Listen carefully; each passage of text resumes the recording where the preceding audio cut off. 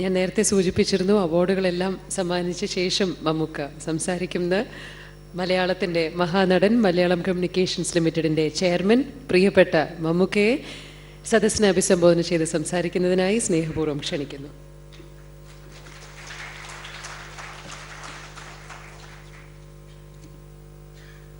നമസ്കാരം. ഞാൻ അവസാനം പ്രസംഗിക്കാം എന്ന് വിചാരിച്ചത്, ഈ അവസാനത്തെ പ്രസംഗം കേൾക്കാൻ പൊതുവെ ആളുകൾ ഇരിക്കാറില്ല. എല്ലാവരും പോയി കഴിഞ്ഞിട്ട് പിന്നെ ഞാൻ പ്രസംഗിച്ചിട്ട് കാര്യമില്ലല്ലോ, അത് ആ ഒരു ബുദ്ധിമുട്ട് ഒഴിവാക്കാൻ വേണ്ടിയാണ് ഞാൻ ഈ ആദ്യത്തെ പ്രസംഗത്തിൽ നിന്ന് അങ്ങ് ഒഴിവായത്. ഏതായാലും അങ്ങനെ ഞാൻ വിചാരിച്ചതുപോലെ ഒന്നും സംഭവിച്ചിട്ടില്ല. ആളുകൾ വലിയ കാര്യമായിട്ട് അങ്ങനെ കൊഴിഞ്ഞു പോയിട്ടുമില്ല. ഇത് പിന്നെ ടി വിയിൽ വരെ ലൈവ് കാണിക്കുന്നൊരു ഭീഷണിയുണ്ട്. അപ്പോൾ ചെറിയ അക്ഷരപ്പശകൾ പോലും നമ്മളെ ആൾക്കാർ മുഴുവൻ കണ്ടുകൊണ്ടിരിക്കും, പിന്നെ അതിന് വേറെ ട്രോൾ വരും. അതുകൊണ്ട് മൊത്തത്തിൽ എനിക്ക് ഒരു വല്ലാത്ത ടെൻഷനിലാണ് ഞാനിവിടെ നിൽക്കുന്നത്.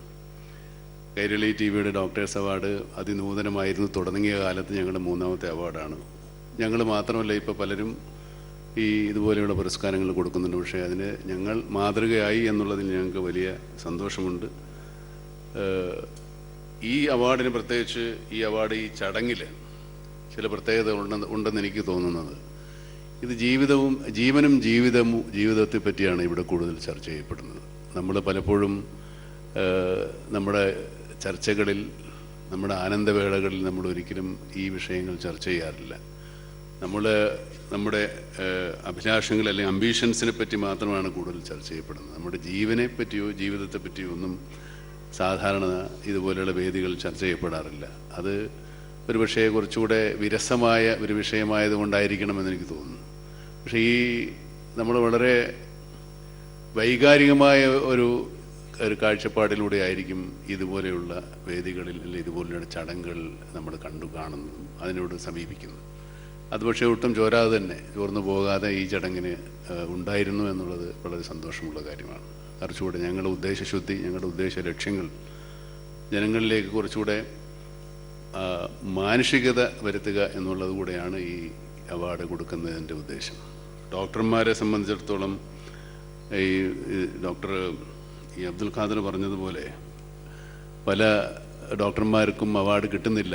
ഡോക്ടർമാർക്ക് കിട്ടുന്ന അവാർഡുകൾ ഇത് അവാർഡിന് അർഹതയുള്ള ഡോക്ടർമാർക്ക് തന്നെയാണ് കിട്ടുന്നത്. തീർച്ചയായിട്ടും തങ്ങളുടെ സേവന രംഗത്ത് വ്യക്തിമുദ്ര പതിപ്പിച്ചിട്ടുള്ള ഡോക്ടർമാരെ തിരഞ്ഞെടുത്ത് അവർ പോലും അറിയാതെയാണ് ഞങ്ങൾ അവരെ തിരഞ്ഞെടുക്കുന്നത്. ഞാനും ഇതിൻ്റെ സംഘാടകരും അല്ലെങ്കിൽ എന്നെപ്പോലെയുള്ള ഈ കൈരളി ടി വിയുടെ പിന്നിൽ പ്രവർത്തിക്കുന്ന ആളുകൾക്ക് ആർക്കും ഈ അവാർഡ് ജേതാക്കളെ പറ്റി നേരത്തെ ഒരു അറിവുമില്ല. ഞാനിവിടെ വന്നപ്പോൾ ഇന്ന് ഡോക്ടർ അദ്ദേഹത്തെ പരിചയപ്പെട്ടപ്പോഴാണ് ഇദ്ദേഹത്തിനാണ് അവാർഡ് ഇന്ന് ഞാൻ അറിയുന്നത്. ഡോക്ടർ പെരിയപുരത്തിന് എനിക്ക് നേരത്തെ അറിയാവുന്നതുകൊണ്ട് തീർച്ചയായിട്ടും അദ്ദേഹത്തെ ഇവിടെ കണ്ടപ്പോൾ ഞാൻ ചോദിച്ചു, എന്താണ്, എനിക്ക് അവാർഡുണ്ടെന്ന് പറഞ്ഞു. അപ്പോൾ ഞാൻ ഇവരെനിക്ക് മനസ്സിലായി പോലുമില്ല. അപ്പോൾ ഇതിനകത്ത് ഒരു കള്ളക്കളിയുമില്ല, ഒരു തരത്തിലുള്ള എന്താ പറയുക റെക്കമെൻഡേഷൻസോ അങ്ങനെ ശുപാർശകളോ ഒന്നും കൈരളിയുടെ ഈ അവാർഡ് ദാനത്തിലുള്ള ഒരു അവാർഡുകളിലും ഞങ്ങൾ അനുവദിക്കാറില്ല. വളരെ സത്യസന്ധമായ അവാർഡ് പരിഗണന നിർണയമാണ് ഞങ്ങൾ ഈ കാര്യത്തിൽ വർത്തിച്ചു വരുന്നത്. എനിക്ക് ഒരുപാട് കാര്യങ്ങൾ പറയണമെന്നുണ്ട്. പക്ഷേ ഇനിയും ഞങ്ങൾ കുറേ അവാർഡുകൾ ഓരോ വർഷം കൊടുക്കുന്നതുകൊണ്ട് ഞാൻ എല്ലാം കൂടെ ഇവിടെ വെച്ച് പറഞ്ഞ് തീർക്കാൻ ഉദ്ദേശിക്കുന്നില്ല. ഓരോ വർഷവും നമുക്ക് പുതിയ പുതിയ വിഷയങ്ങളുണ്ടാവും. ഓരോ ഡോക്ടർമാർക്കും അവരുടേതായ പ്രത്യേകതകളുണ്ട്. ഇപ്പോൾ ഡോക്ടർ ചാക്കോ പെരിയപുരം എനിക്ക് ഒരുപാട് ആരാധനയുള്ളൊരു ഡോക്ടറാണ്. എനിക്ക് അദ്ദേഹത്തിനോട് എപ്പോഴും ചോദിക്കുന്നൊരു കാര്യമുണ്ടായിരുന്നു. മനുഷ്യൻ്റെ ഹൃദയം, നമ്മുടെ ഹൃദയം സ്നേഹം, നമ്മുടെ ഹൃദയമുള്ളവർ, നമ്മുടെ ഹൃദയത്തിലാണ് എല്ലാ കാര്യങ്ങളും. നമ്മുടെ സ്നേഹം, പ്രേമം, വാത്സല്യം, സന്തോഷം എല്ലാം ഹൃദയത്തിലാണ് എന്നാണ് നമ്മളെല്ലാവരും വിചാരിച്ചിരിക്കുന്നത്. അപ്പോൾ എനിക്ക് കുറേ ആളുകളോട് ഇഷ്ടം, കുറേ ആളുകളോട് ദേഷ്യം ഉണ്ടെന്ന് വിചാരിക്കുക, അല്ലെങ്കിൽ കുറേ പ്രത്യേക കാര്യങ്ങളോട് താല്പര്യമുണ്ടെന്ന് വിചാരിക്കുക. പക്ഷെ വേറൊരു ആളുടെ ശരീരത്തിൽ പോയി കഴിഞ്ഞാൽ ആ പുള്ളിക്ക് എനിക്കിഷ്ടമുള്ള ആളുകളെയാണോ ഇഷ്ടമാവുക? അല്ലെങ്കിൽ എനിക്ക് അങ്ങനൊരു സംശയം ഉണ്ടായിരുന്നു. നിങ്ങൾക്ക് ആർക്കെങ്കിലും ഇങ്ങനൊരു സംശയം ഉണ്ടാകാതിരുന്നിട്ടുണ്ടോ? പക്ഷേ യഥാർത്ഥത്തിൽ ഹൃദയം എന്ന് പറയുന്നത് നമ്മുടെ ഒരു അവയവം മാത്രമാണ്. ഹൃദയം ഇരുന്ന് ചിന്തിക്കുകയോ, ഹൃദയം നമ്മുടെ ജീവൻ നിലനിർത്തുന്ന, നമ്മുടെ ശരീരത്തിന് ആവശ്യമായ രക്തം പമ്പ് ചെയ്യുന്ന ഒരു അവയവം മാത്രമായിട്ട് മാറുന്ന ഒരു കാഴ്ചയാണ് നമ്മളവിടെ കാണുന്നത്. പക്ഷേ നമ്മുടെ എല്ലാ ബുദ്ധിയും, നമ്മുടെ തലച്ചോറും, നമ്മുടെ ചിന്തകളും, നമ്മുടെ ഓർമ്മകളും ഒക്കെ കൂടെ ചേരുന്നതാണ് നമ്മൾ എന്നുള്ളത് നമ്മൾ മനസ്സിലാക്കാൻ കൂടെ ഒരുപക്ഷെ ഈ ഹൃദയം മാറ്റിവെക്കൽ ശസ്ത്രക്രിയ കുറിച്ച് അറിഞ്ഞപ്പോൾ എനിക്ക് ബോധ്യപ്പെട്ടിട്ടുള്ളൂ. അപ്പോൾ നമ്മളെ ആരും ഹൃദയമില്ലാത്തവനെ എന്ന് വിളിക്കുന്നത് കൊണ്ട് സ്നേഹമില്ലാത്തവനെന്ന അർത്ഥമില്ല, സ്നേഹിക്കുന്നത് ഹൃദയമല്ല എന്ന് മനസ്സിലാക്കിക്കൊള്ളുക. ഏതായാലും ഈ ആളുകൾ ഡോക്ടർമാരെയൊക്കെ പറ്റി ഒരുപാട് പറഞ്ഞു, ഞാൻ പറയാൻ കേട്ടോ. ഡോക്ടർ അബ്ദുൽ ഖാദർ അപ്പോൾ പെരിയപുരം കൃഷിയിൽ ഏർപ്പെട്ടത് ഞാൻ മാതൃകയായി എന്ന് പറഞ്ഞു. ഞാൻ മാതൃകയായതിൽ വളരെ സന്തോഷം. അതും ഡോക്ടറെ പോലെ ഒരാൾക്ക് ഞാൻ മാതൃകയാകുക എന്നുള്ളത്, അദ്ദേഹം അത് വളരെ വ്യക്തമായിട്ട് ഞാനന്ന് പറഞ്ഞൊരു കാര്യം പറഞ്ഞു. നമ്മൾ ജൈവ കൃഷിയായാലും ശരി, മറ്റേ രാസ കൃഷിയായാലും ശരി, കൃഷി ചെടികൾ വളരാനും നമുക്ക് ആവശ്യമുള്ള പച്ചക്കറികൾ ഉൽപ്പാദിപ്പിക്കാനും ഒക്കെയാണ്. പക്ഷേ നമ്മൾ വളർത്തുന്ന പച്ചക്കറികൾ വളരുമ്പോൾ ഏതുതരം സസ്യങ്ങൾ കൂടെ വളരുന്നതിനെയും നമ്മൾ പ്രോത്സാഹിപ്പിക്കാറില്ല. പക്ഷെ ആ സസ്യങ്ങൾ പിന്നെ എവിടെ പോയി വളരും? അത് നമ്മൾ കളയെന്ന് പറഞ്ഞ് മാറ്റി നിർത്തുന്നത് നമുക്കിഷ്ടമല്ലാത്തത് കൊണ്ടാണ്. അല്ലാതെ ആ കള നമുക്ക് യാതൊരു ഉപദ്രവം ചെയ്യും, നമ്മളൊന്നും ചെന്ന് കടിക്കുകയൊന്നുമില്ല. അപ്പോൾ അതുകൂടെ സൈഡിൽ കൂടെ വളർന്നോട്ടെ. നമ്മുടെ ചെടികളെ ഉപദ്രവിക്കാത്ത തരത്തിൽ. ഇപ്പോൾ ഞാൻ കള പറിക്കുക, എൻ്റെ പാടത്ത് കള പറിക്കുന്നത് എൻ്റെ നെല്ലിൻ്റെ പൊക്കത്തിൽ, നെല്ല് കളയ്ക്ക് പൊക്കത്തിലായി കഴിഞ്ഞാൽ പിന്നെ കള ഞങ്ങൾ പറിക്കില്ല. കാരണം പിന്നെ കളയെ കൊണ്ട് നമുക്ക് ശല്യമില്ല. ഒരുപക്ഷെ അതിൻ്റെ വളം വലിച്ചെടുക്കാനാണെങ്കിൽ ഞങ്ങളങ്ങനെ വലിയ വളം ചെയ്യുന്നുമില്ല. പിൽക്കാലത്ത് കളകൾ വീണ്ടും വളമായി തീരുകയും ചെയ്യും. പിന്നെ എൻ്റെ പാടത്ത് അത്യാവശ്യം ചെറിയ ചേരക്കുഞ്ഞുങ്ങൾ, പാമ്പ്, തവള, മത്സ്യമൊക്കെ വളരുന്നുണ്ട്.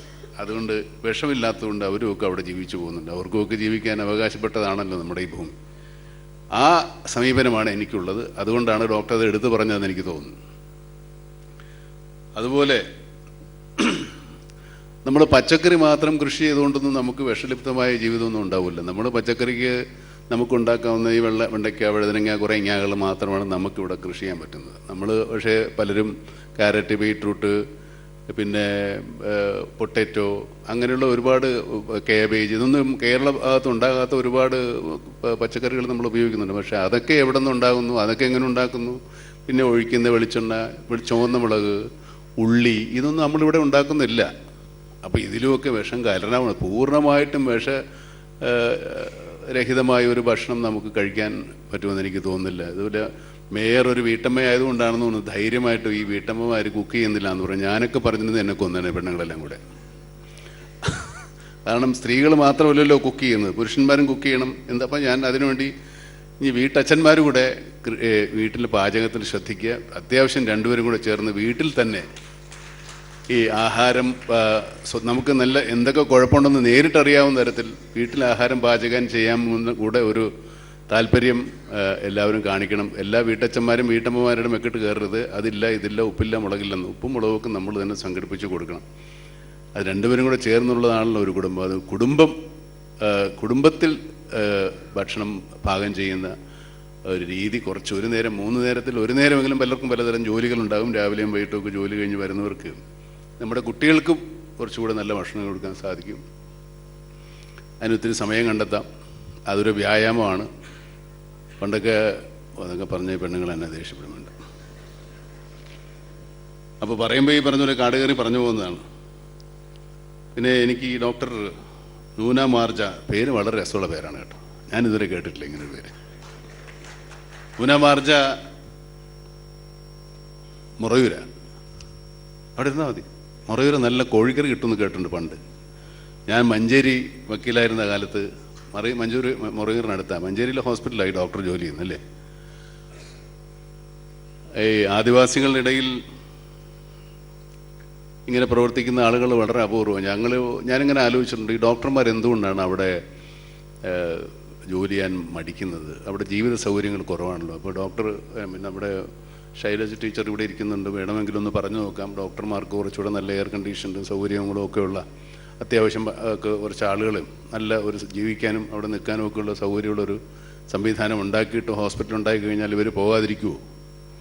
എന്നിട്ടും പോകുന്നില്ല എന്നാണ് വേറൊരു പുള്ളി പറഞ്ഞത്. പക്ഷേ അങ്ങനെയൊക്കെ ഉള്ള ആളുകൾ നിൽക്കുമ്പോൾ ആദിവാസികളുടെ ഇടയിൽ ഈ പറയുന്ന പോലെ കുരങ്ങു പനിയൊക്കെ വന്ന് മരിക്കാതിരിക്കാനും, അതുപോലെ വേറെ അവർക്ക് തന്നെ നമുക്കില്ലാത്ത ഒരുപാട് രോഗങ്ങൾ അവർക്കുണ്ട്. കാരണം അവരുടെ ജീവിത രീതികൾ, നമ്മൾ ഈ പറഞ്ഞ ജീവിതശൈലി രോഗങ്ങൾ നമുക്കിങ്ങനെ ഉണ്ടാകുമ്പോൾ അവരുടെ ജീവിതശൈലി രോഗങ്ങൾ വേറെയാണ്. അതിൽ നിന്ന് അതിനെ പ്രതിരോധിക്കാനും അതിനെ ചികിത്സിക്കാനും അത് സർക്കാർ ആശുപത്രികൾ, ഗവൺമെൻറ് ആശുപത്രികൾ, ഇപ്പം നല്ല സാധാരണ ഡോക്ടർമാർ നമ്മുടെ നാട്ടിൽ എത്ര 10-15 മെഡിക്കൽ കോളേജ് ഉണ്ടെന്ന് തോന്നുന്നു. ഒരുപാട് ഡോക്ടർമാരിങ്ങനെ ഉണ്ടായിക്കൊണ്ടിരിക്കുക. അതുകൊണ്ട് ചികിത്സിക്കാൻ ഇനി കുറെ കഴിയുമ്പോൾ മനുഷ്യരെല്ലാവരും നമ്മുടെ എന്തോ സോറി പിന്നല്ല, പേരിനേ ഉള്ളു.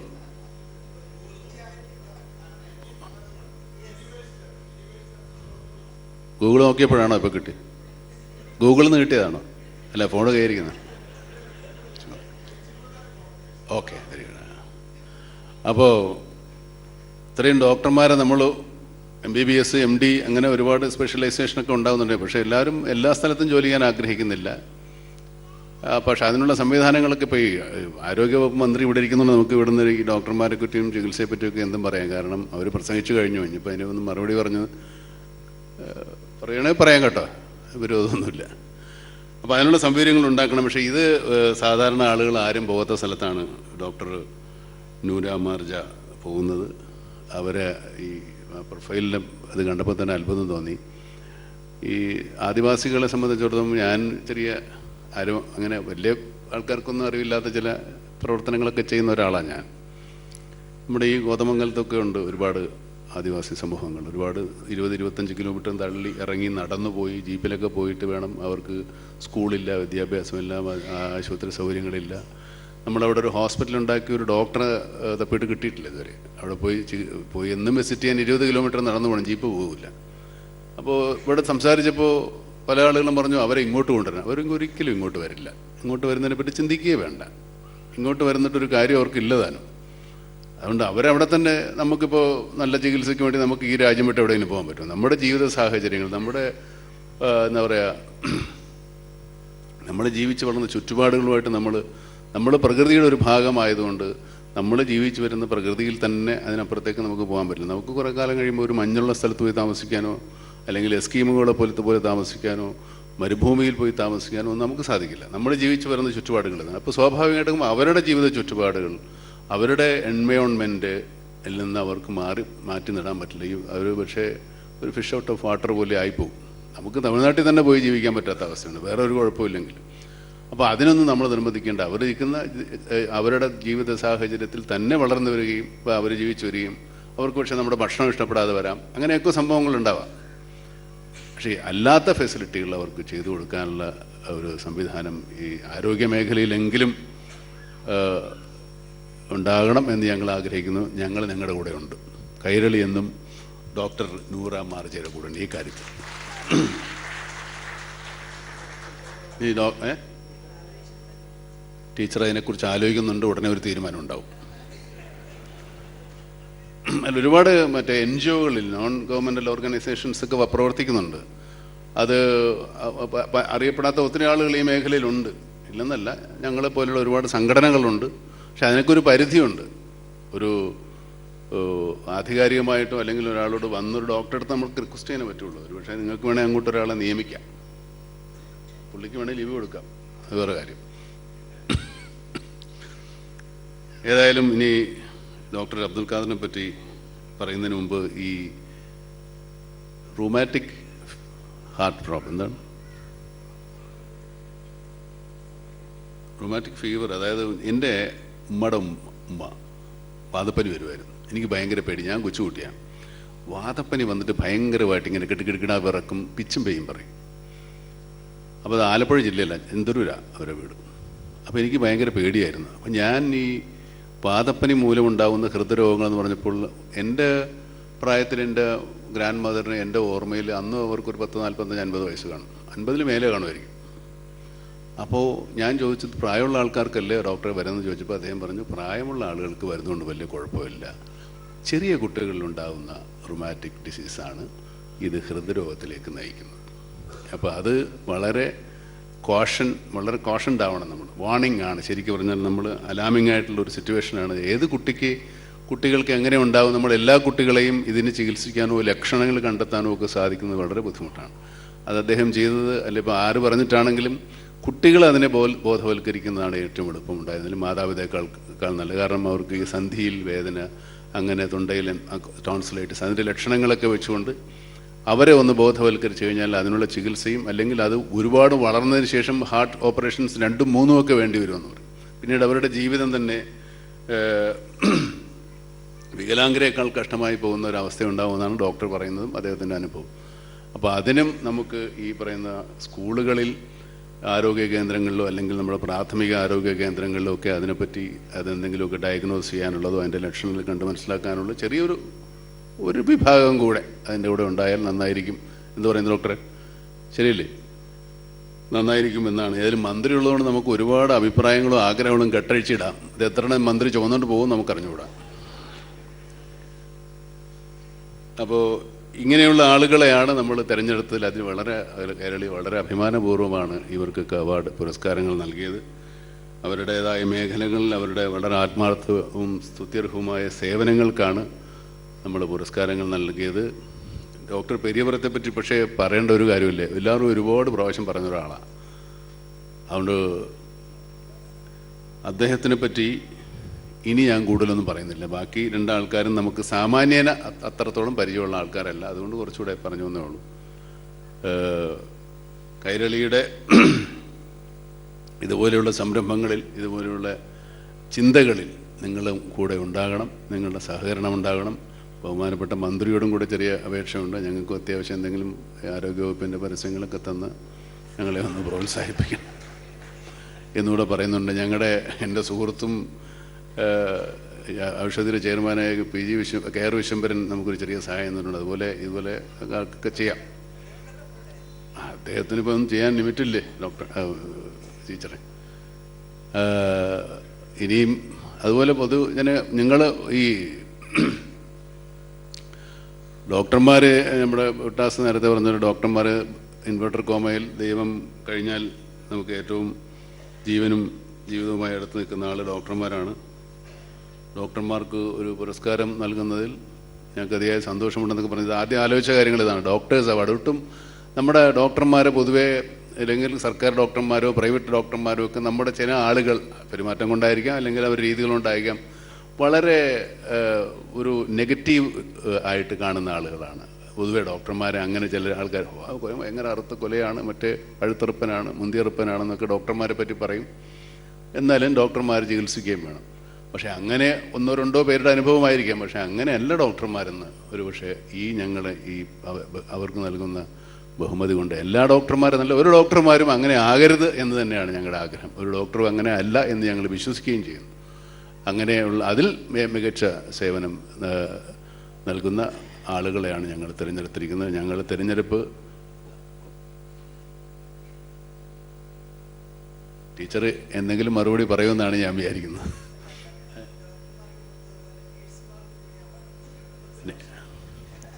അത് ടീച്ചർ ഒരു നഴ്സുമാർക്ക് വേറെ അവാർഡ് കൊടുത്താൽ, ഈ ഡോക്ടർ ഇവിടെ ഒരു സ്ത്രീ ഉണ്ട്, ഒരു ജെൻഡർ അങ്ങനെ വൈഭാഗീയത വല്ലതുമൊക്കെ വരുമോ എനിക്ക് അറിഞ്ഞൂടാ.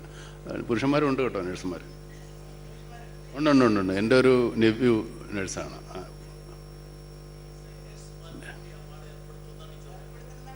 അത് ആരോഗ്യവകുപ്പ് സ്പോൺസർ ചെയ്യും. അതിനെപ്പറ്റി ഞങ്ങൾ ആലോചിക്കാം. പക്ഷേ ഈ നഴ്സുമാർ ഇതിൽ കണ്ടുപിടിക്കാൻ കുറച്ച് ബുദ്ധിമുട്ടാണ്. കാരണം അവരിൽ നിന്ന് ഒരാളും വ്യത്യസ്തരായിട്ട് ഞങ്ങൾക്ക് തോന്നാറില്ല. നഴ്സുമാർ പൊതുവേ എല്ലാവരും ഒരുപോലെ, മറ്റേ എന്താ പറയുക, വെളുത്ത മാലാഖകമാരാണ് നഴ്സുമാർ. പക്ഷെ അവരെ ഒരാളെ തരംതിരിച്ച് കാണാൻ ഞങ്ങൾ ആഗ്രഹിക്കുന്നു. ഒരു നേഴ്സാണോ മറ്റോ നേഴ്സാണോ നല്ലതെന്ന് ഞങ്ങൾ പറയാൻ ആഗ്രഹിക്കുന്നില്ല. നല്ലത് ചീത്ത ഉണ്ടായാൽ പോലും.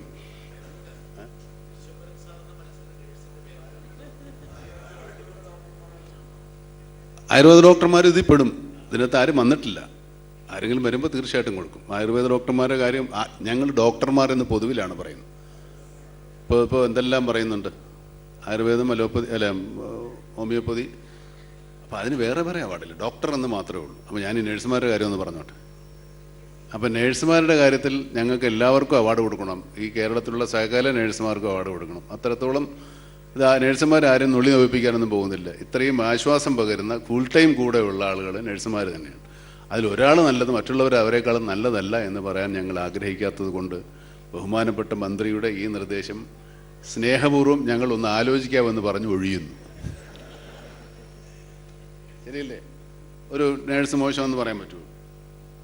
അങ്ങനെ പറയാൻ പാടില്ല. ഡോക്ടർമാരിൽ പല കഴിവുകളും പലതരത്തിലുള്ള ആൾക്കാരുണ്ട്, ഒരുപാട് സൗകര്യങ്ങൾ ഉള്ള ആൾക്കാർ വ്യത്യാസമുണ്ടാകും. എന്നാൽ ഡോക്ടർമാർ പറയട്ടെ ഏത് നേഴ്സ് വ്യത്യാസമുള്ളത് നല്ലതെന്ന്. എന്താ ഡോക്ടറെ, എല്ലാവരും ഒരുപോലെ ഇല്ലേ? എന്താ പരിപുറം? ആ ഓടുണ്ടോ? UK-കാർക്കൊക്കെ അങ്ങനെ ചെയ്യാം, നമുക്ക് പറ്റുമോ? ശരി, ഡോക്ടർ പോയതിനും അങ്ങനെ ഒരു സർട്ടിഫൈ ചെയ്യേണ്ട ബെസ്റ്റ് പെർഫോമൻസ്. എന്നാലും എനിക്കതിൽ വലിയ വിഷമമുണ്ട്. വേറൊരു നേഴ്സിന് അവരെ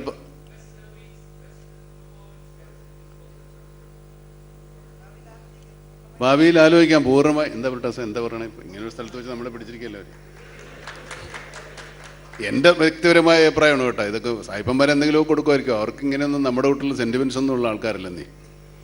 ഏതായാലും തീർച്ചയായിട്ടും വന്നാൽ പിന്നെ അതുകൂടെ പരിഗണിക്കാം. ഇപ്പോൾ പക്ഷേ സ്ത്രീകളെല്ലാവരും ഞാൻ പറഞ്ഞപ്പോൾ കൈയടിച്ചു കേട്ടോ.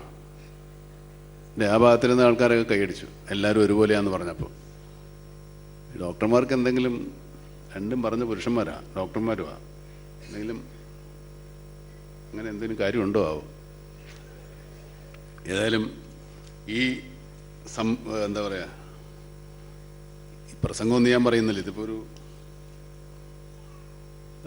സംഭാഷണം അല്ലെങ്കിൽ ഒരു ചർച്ച അല്ലെങ്കിൽ ഒരു സംസാരം, ഇത് ഞാനിവിടെ അവസാനിപ്പിക്കുകയാണ്. കാരണം ബ്രിട്ടാസ് പറയുന്നത് 9 മണിക്കുള്ളിൽ നിർത്തണം, 9 മണിക്ക് ന്യൂസ് പോകും, കൈരളി പീപ്പിളിൽ ലൈവ് പോകുന്നതാണ്. കേരളത്തിലുള്ള ആൾക്കാർ മുഴുവൻ കണ്ടുകൊണ്ടിരിക്കുക. കൈയടിച്ച ആൾക്കാരെയൊക്കെ മനസ്സിലായിട്ടുണ്ട്. നഴ്സുമാരൊക്കെ കൂടെ ഡോക്ടർമാരെ സൂക്ഷിക്കുക. ഞാനൊന്നും പറയുന്നില്ല, എന്നെ ഒന്നും കുറ്റം പറയരുത്. എല്ലാവർക്കും ഒരു നല്ല രാത്രി. എല്ലാവർക്കും നവവത്സര ആശംസകൾ നേർന്നുകൊണ്ട് ഞാൻ പിൻവാങ്ങുന്നു. നമസ്കാരം. നന്ദി മമ്മുക്ക. ബഹുമാനപ്പെട്ട മിനിസ്റ്റർക്ക് ചില ഔദ്യോഗിക തിരക്കുകൾ കാരണം പെട്ടെന്ന് ഈ വേദി വിടേണ്ടതായുണ്ട്. ഔദ്യോഗിക തിരക്കുകൾക്കിടയിലും ഇത്രയും സമയം ഞങ്ങളോടൊപ്പം ചിലവഴിച്ചതിന് നന്ദി രേഖപ്പെടുത്തുന്നു കൈരളി പീപ്പിൾ ഡോക്ടേഴ്സ് അവാർഡിൻ്റെ പേരിൽ. ഇനി 2 സ്പോൺസർമാരെ കൂടി ആദരിക്കേണ്ടതായിട്ടുണ്ട്. The complete perfection British suit gallery managing director Shri Peter Shaiju കൈരളിയുടെയും പീപ്പിളിൻ്റെയും സ്നേഹാദരം ഏറ്റുവാങ്ങുന്നതിനായി വേദിയിലേക്ക് ക്ഷണിക്കുന്നു. സ്നേഹോപഹാരം സമ്മാനിക്കുന്നത് Shri Mammukka.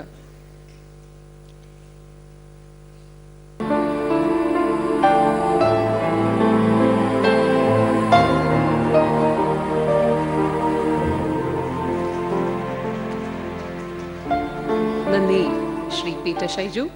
ഫോർവിഷ് mattress managing director Shri മുഹമ്മദിനെ ക്ഷണിക്കുന്നു മമ്മുക്കയിൽ നിന്നും സ്നേഹോപഹാരം ഏറ്റുവാങ്ങുന്നതിനായി.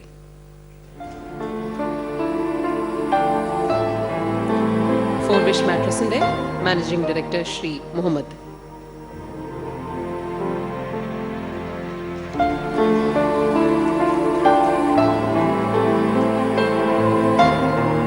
നന്ദി. ആശംസകൾ അർപ്പിക്കുന്നതിനായി IMA പ്രസിഡന്റ് ഡോക്ടർ നാരായണൻ എമ്മിനെ ആദരപൂർവ്വം ക്ഷണിക്കുന്നു.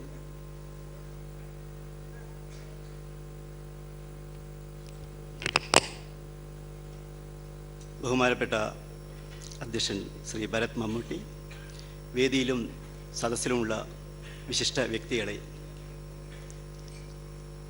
കേരളത്തിൽ ചാനലുകൾ വരാൻ തുടങ്ങിയിട്ട് ഏകദേശം 25 വർഷങ്ങളായെങ്കിലും കഴിഞ്ഞ 3 വർഷങ്ങൾ ഇടയിലാണ് കൈരളി പീപ്പിൾ TV ഇങ്ങനെ ഡോക്ടർമാർക്ക് വേണ്ടി ഒരു അവാർഡ് പരിപാടി സംവിധാനം ചെയ്തത്. ഇന്ത്യൻ മെഡിക്കൽ അസോസിയേഷനെ സംബന്ധിച്ചിടത്തോളം ഇത് വളരെ നല്ല ഒരു ഏർപ്പാടായിട്ടാണ് ഞങ്ങൾക്ക് തോന്നുന്നത്. ഈ ഇന്ത്യൻ മെഡിക്കൽ അസോസിയേഷൻ്റെ പേരിൽ അവസാനം നോക്കുമ്പോൾ രോഗി ഒരു ഉപഭോക്താവും ഡോക്ടർ ഒരു സർവീസ് നൽകുന്ന ഒരു വ്യക്തിയുമാണ്. അപ്പോൾ ആ ഒരു അകൽച്ചയാണ് ഇപ്പോൾ പലപ്പോഴും കാണുന്നത്. ഇപ്പോൾ ആധുനിക വൈദ്യശാസ്ത്രം നേരിടുന്ന വെല്ലുവിളികളിൽ ഏറ്റവും പ്രധാനമായിട്ടുള്ളത് ഇങ്ങനെയുള്ള ഉപഭോക്താവിൻ്റെ അവരുടെ അവകാശങ്ങളെ ചിലപ്പോൾ ഡോക്ടർമാർ വേണ്ട രീതിയിൽ പരിഗണിച്ചില്ലെങ്കിൽ അവർക്ക് നേരിടേണ്ടി വന്ന നിയമപ്രശ്നങ്ങളും മറ്റുള്ള കാര്യങ്ങളുമാണ്. വേറൊന്നുള്ളത്, ഈ ഡോക്ടർ ദൈവത്തോട് അടുത്തൊരു വ്യക്തിയാണ് എന്ന് നമ്മൾ അംഗീകരിക്കുമ്പോൾ അല്ലെങ്കിൽ നമ്മൾ കരുതുമ്പോൾ പലപ്പോഴും ഡോക്ടറിൽ നിന്നും വളരെ പരമോന്നതമായ അല്ലെങ്കിൽ പലപ്പോഴും സാധിക്കാത്ത പല കാര്യങ്ങളും രോഗികൾ അല്ലെങ്കിൽ വ്യക്തികൾ ആഗ്രഹിക്കുന്നു. അത് പലപ്പോഴും നടക്കാറില്ല. അതായിരിക്കണം പലപ്പോഴും ഈ ആശുപത്രി ആക്രമണങ്ങളും അതുപോലെ തന്നെ ഡോക്ടർക്കെതിരെ ഉള്ള ആക്രമണങ്ങൾക്കൊക്കെ പലപ്പോഴും ഇടയാക്കുന്നത്. കണക്കിലെടുത്ത് നോക്കുകയാണെങ്കിൽ കഴിഞ്ഞ ഓരോ വർഷവും ഒരു വർഷം 40ഓളം ആശുപത്രികൾ ആക്രമിക്കപ്പെടുകയാണ്. നമ്മൾക്ക് ഒരു രോഗം ഉണ്ടായിട്ട് നമ്മൾ ദൈവത്തോട് അല്ലെങ്കിൽ ഈശ്വരനോട് പ്രാർത്ഥിച്ചു കഴിഞ്ഞാൽ നമുക്ക് അനുകൂലമായിട്ടുള്ള ഒരു സാഹചര്യം ഉണ്ടായില്ലെങ്കിൽ നമ്മളൊരിക്കലും അമ്പലം പോയിട്ട് ആക്രമിക്കുകയോ അല്ലെങ്കിൽ അങ്ങനെയൊന്നും ചെയ്യില്ല. പക്ഷേ ആശുപത്രിയെ നമ്മളൊരു അമ്പലം പോലെ അല്ലെങ്കിൽ ഒരു പള്ളിയെ പോലെ കണ്ട് അതിനും ഒരു നല്ലൊരു അംഗീകാരം സമൂഹത്തിൽ ഉണ്ടായിക്കഴിഞ്ഞാൽ ഈ അകൽച്ച ഒരു പരിധിവരെ നമുക്ക് മാറ്റാൻ കഴിയും. വേറൊരു കാര്യം പലപ്പോഴും ഡോക്ടർമാർ നേരിടുന്നത് ശ്രീ ബ്രിട്ടാസ് പറയുകയുണ്ടായി, അതായത് സ്വാശ്രയ ഡോക്ടർമാർ ആണോ നമ്മൾ പോകുന്നത് എന്നുള്ളത് ആൾക്കാർ ചോദിക്കുകയുണ്ടായി. അതെ, പക്ഷേ കഴിഞ്ഞ 10-25 വർഷങ്ങളായിട്ട് ഇവിടെ സർക്കാർ മെഡിക്കൽ കോളേജ് 2 വന്നിട്ടുള്ളൂ കേരളത്തിൽ. അത് 6 എന്നുള്ളത് 8 അതേസമയം പ്രൈവറ്റ് മെഡിക്കൽ കോളേജുകൾ കണ്ടമാനം സ്വാശ്രയ മെഡിക്കൽ കോളേജിൽ 20-25 വരികയുണ്ടായി. അപ്പോൾ ആ അനുപാതം ഇങ്ങനെ നിൽക്കുമ്പോൾ നമുക്ക് സ്വാശ്രയ മേഖലയെ ആശ്രയിക്കാതെ പറ്റില്ല. ഇതിന് വേറെ നല്ല വശമുള്ളത്, ഇവിടെ കേരളത്തിൽ MBBS പോലും ഇല്ലാതെ സ്വാശ്രയ മേഖലയിൽ പഠിക്കാതെ ഒരു ഡിഗ്രിയും ഇല്ലാതെ പ്രാക്ടീസ് ചെയ്യുന്ന ഒരുപാട് വ്യക്തികൾ ഉണ്ട്. അത് വെച്ച് നോക്കുമ്പോൾ നമ്മുടെ മുൻ പ്രാസംഗികർ പറഞ്ഞ പോലെ കേരളത്തിലെ ഇന്നത്തെ ആരോഗ്യസ്ഥിതി മറ്റു രാജ്യങ്ങളെ അപേക്ഷിച്ച് വളരെ നല്ലതാണ്. നമ്മൾ ചെലവഴിക്കുന്ന രൂപയുടെ മൂല്യത്തിന് എത്രയോ കൂടുതലാണ് ഇപ്പോൾ നമുക്ക് കിട്ടുന്ന സേവനങ്ങൾ. ഈ ഒരു പരിതസ്ഥിതിയിൽ വേണം നമ്മൾ കേരളത്തിലെ ഹെൽത്ത് സിസ്റ്റത്തെ പരിഗണിക്കാൻ വേണ്ടിയിട്ട്. അപ്പോൾ ഇത്തരം പല പ്രശ്നങ്ങളും ഉള്ളപ്പോൾ തന്നെ നമ്മുടെ ഇടയിലുള്ള ഡോക്ടർമാർ സമൂഹത്തിനും വേണ്ടി വളരെ നല്ല രീതിയിൽ കാര്യങ്ങൾ ചെയ്യുന്നുണ്ട്. അതിനുള്ളൊരു അംഗീകാരം കൈരളി TV പോലുള്ള അങ്ങനെയുള്ള മാനേജ്മെൻറ്റുകൾ ഇത് അംഗീകരിക്കപ്പെടുമ്പോൾ തീർച്ചയായിട്ടും ഡോക്ടർമാർക്ക് അതൊരു പ്രചോദനമാവും, അതൊരു പ്രോത്സാഹനമാവും. ഈ അവാർഡ് നേടിയിരിക്കുന്ന എല്ലാ ഡോക്ടർമാരെയും ഞാൻ അനുമോദിക്കുന്നു. അതോടൊപ്പം തന്നെ ഇന്ത്യൻ മെഡിക്കൽ അസോസിയേഷൻ ഈ രംഗത്തുണ്ടാകുന്ന എന്തെങ്കിലും എത്തിക്സിൻ്റെ പ്രശ്നങ്ങൾ അല്ലെങ്കിൽ എന്തെങ്കിലും വൈദ്യശാസ്ത്രത്തിലുള്ള നൈതികതയുടെ എന്തെങ്കിലും പ്രശ്നങ്ങളുണ്ടെങ്കിൽ അതിൽ വളരെ നന്നായിട്ട് ഇടപെടുകയും ജനങ്ങൾക്ക് സ്വീകാര്യമാകുന്ന രീതിയിൽ വൈദ്യശാസ്ത്രത്തെ ജനങ്ങൾക്ക് ഉപകരിക്കുന്ന രീതിയിൽ എങ്ങനെ ഡോക്ടർമാർക്ക് അത് നൽകാൻ പറ്റും, എങ്ങനെ ആശുപത്രികൾക്ക് അത് നൽകാൻ പറ്റും എന്നുള്ളതിന് ഇന്ത്യൻ മെഡിക്കൽ അസോസിയേഷൻ അതിൻ്റേതായിട്ടുള്ള രൂപരേഖയും അതിനുള്ള എല്ലാ സഹായവും ചെയ്യുന്നുണ്ട്. ഇപ്പോൾ എറണാകുളത്തെ കൊച്ചി തന്നെ എടുക്കുകയാണെങ്കിൽ ഇന്ത്യൻ മെഡിക്കൽ അസോസിയേഷൻ ഈ വർഷം 10ഓളം വിവിധ പദ്ധതികൾ ജനങ്ങൾക്ക് വേണ്ടി മാത്രം നൽകുകയാണ്. ഉദാഹരണത്തിന് ശബ്ദ മലിനീകരണത്തിനെതിരെ നല്ല ശുദ്ധമായ രക്തം കിട്ടുന്നതിന് വേണ്ടിയിട്ട്, അല്ലെങ്കിൽ നമ്മുടെ ജില്ലയിൽ നല്ല ശതമാനം ഇമ്മ്യൂണൈസേഷൻ ഉണ്ടാക്കാൻ വേണ്ടിയിട്ട്, വയോജനങ്ങൾക്ക് വേണ്ടിയുള്ള സപ്പോർട്ട്, ആംബുലൻസിന് വേണ്ടിയുള്ള സപ്പോർട്ട്, ഇങ്ങനെ വിവിധ രീതിയിൽ ഇന്ത്യൻ മെഡിക്കൽ അസോസിയേഷൻ ഈ രംഗത്ത് അവരുടേതായ രീതിയിൽ കാര്യങ്ങൾ ചെയ്യുന്നുണ്ട്. അവസാനമായിട്ട് കൊച്ചി IMAയുടെ ഒരു അഭിമാന സ്തംഭമായ ഈ സ്ഥാപനത്തിൽ വെച്ച് ഈ ഒരു പരിപാടി സംഘടിപ്പിച്ചതിൽ കൈരളി TV മാനേജ്മെൻറ്റിന് ഞാൻ അവരോട് നന്ദി പ്രകടിപ്പിക്കുകയാണ്. ഞങ്ങളുടെ ക്ഷണം സ്വീകരിച്ച് ഇവിടെ എത്തിയിരിക്കുന്ന എല്ലാ സുഹൃത്തുക്കൾക്കും ഇന്ത്യൻ മെഡിക്കൽ അസോസിയേഷൻ്റെ പേരിലും നന്ദി രേഖപ്പെടുത്തുന്നു. കൈരളി TVയുടെ ഇത്തരത്തിലുള്ള പ്രവർത്തനങ്ങൾക്ക് എല്ലാ ഭാവങ്ങളും നേർന്നുകൊണ്ട് ഞാൻ അവസാനിപ്പിക്കുന്നു. Thank you. നന്ദി. Kindly People Doctors Award sponsored by Mangala Marine Exim, presented by Bombay Gold in association with State Bank of India, Prakriti Ayurveda Hospital and Research Center, British Suit Gallery, Aushadhi, Fourwish Mattress, Energy Management Center and Kerala Khadi and Village Industries Board. Award ദാന ചടങ്ങിൻ്റെ അവസാന ഭാഗത്തിലേക്ക് കടക്കുമ്പോൾ ഈ ചടങ്ങിൽ പങ്കെടുത്ത് ഇതൊരു വിജയമാക്കി തീർക്കാൻ സഹായിച്ച ഏവർക്കും ഔപചാരികമായി നന്ദി രേഖപ്പെടുത്തുന്നതിനായി മലയാളം കമ്മ്യൂണിക്കേഷൻസ് ലിമിറ്റഡിൻ്റെ ഡയറക്ടർ ശ്രീ PA സിദ്ധാർത്ഥ മേനോനെ ആദരപൂർവ്വം ക്ഷണിക്കുന്നു.